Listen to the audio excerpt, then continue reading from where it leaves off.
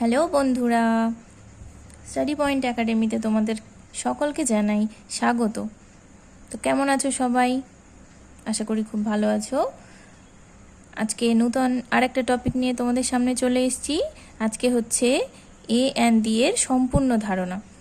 অল্প টাইমে তোমাদের এ অ্যান্ড ডি কোথায় বসে একদম ক্লিয়ার করে দিচ্ছি। দেখো, এ কোথায় বসে? কোনো শব্দ যদি কনসোনেন্ট দিয়ে শুরু হয় তবে তার আগে এ বসে। যেমন ড্যাশ বুক, বুকের বি হচ্ছে কনসোনেন্ট, এর জন্য এর আগে এ বসবে। পেন, পেনের পি হচ্ছে একটা কনসোনেন্ট, এর জন্য এর আগে এ বসবে। দেখো কিছু সেন্টেন্স দিয়েও বুঝিয়ে দিচ্ছি। দেখো, আই হ্যাভ ড্যাশ বুক, এই যে ড্যাশের পরে দেখতে হবে এই শব্দটা কি আছে। এখানে দেখো কনসোনেন্ট আছে, এর জন্য এখানে তাহলে এ বসবে। She has dash red bag, এই যে শূন্যস্থান আছে এর আগে দেখতে হবে কনসোনেন্ট যদি থাকে তাহলে তার আগে অবশ্যই এ বসাবো। তাহলে a red bag. My father is dash doctor, D consonant, এর জন্য এ বসাবো। He bought dash pen, P consonant, এর জন্য এ বসাবো। I saw dash dog, D consonant, তাহলে অবশ্যই করে এ বসিয়ে দেবো। এবার দেখো অ্যান কোথায় বসে। কোনো শব্দ যদি ভাওয়েল দিয়ে শুরু হয় তবে তার আগে অ্যান বসাবো। ভাওয়েল কি কি আমরা তো জানি, এ ই আই ও ইউ, এই পাঁচটা হচ্ছে ভাওয়েল। তাহলে এখানে দেখো অ্যাপেল আছে, ড্যাশ অ্যাপেল, তাহলে এ তো ভাওয়েল, এই জন্য এই ভাওয়েলের আগে অবশ্যই আমরা তাহলে অ্যান বসাবো। অরেঞ্জ, অরেঞ্জের ও হচ্ছে ভাওয়েল, এজন্য অ্যান বসাবো। এবারে দেখো কিছু সেন্টেন্সে দেখিয়ে দিই।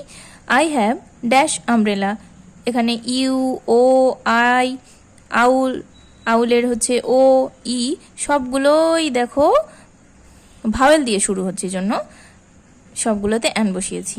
I have dash umbrella, I have an umbrella. You eat dash orange, an orange. I gave me dash idea, an idea. There was dash owl, an owl. I saw dash elephant, এখানে vowel, এই জন্য অবশ্যই করে an বসিয়ে দেব। এবার দেখো দি কোথায় বসে। কোনো একটা নির্দিষ্ট জিনিস, একমাত্র জিনিস, নদী, সমুদ্র, পর্বত প্রভৃতি নামের আগে দি বসে। আর কোনো বিখ্যাত জিনিসের আগেও কিন্তু দি বসে। যেমন উদাহরণ দেখো, গঙ্গা, গঙ্গা একটা নদী, এখানে কি বলেছিলাম, নদী, সমুদ্র, পর্বত প্রভৃতির আগে দি বসাবো। তাহলে গঙ্গা যেহেতু নদী, এর আগে অবশ্যই দি বসাচ্ছি। সান, এটা হচ্ছে একমাত্র জিনিস, তাহলে এর আগে দি বসাবো। ড্যাশ তাজমহল, এবার সেন্টেন্সে দেখাচ্ছি। Dash Taj Mahal is an Agra, Taj Mahal একমাত্র জিনিস, এর আগে তাহলে দি বসাবো। ড্যাশ সানরাইজেস ইন দ্য ইস্ট, এটা হচ্ছে চিরন্তন সত্য, আর চিরন্তন সত্যের ক্ষেত্রেও অবশ্যই দি বসে। এখন দেখো next, please close the door, এখানে একটা নির্দেশ করা হচ্ছে, এজন্য দি বসাবো। এটা নির্দিষ্ট করে বলা হচ্ছে, এই যে নির্দিষ্ট জিনিস, নির্দিষ্ট জিনিসের আগে দি বসাবো। হি ইজ ড্যাশ টলেস্ট বয়, এখানে একটিমাত্র ছেলে যাকে নির্দিষ্ট করে বলা হচ্ছে, এই জন্য এখানে দি বসাবো।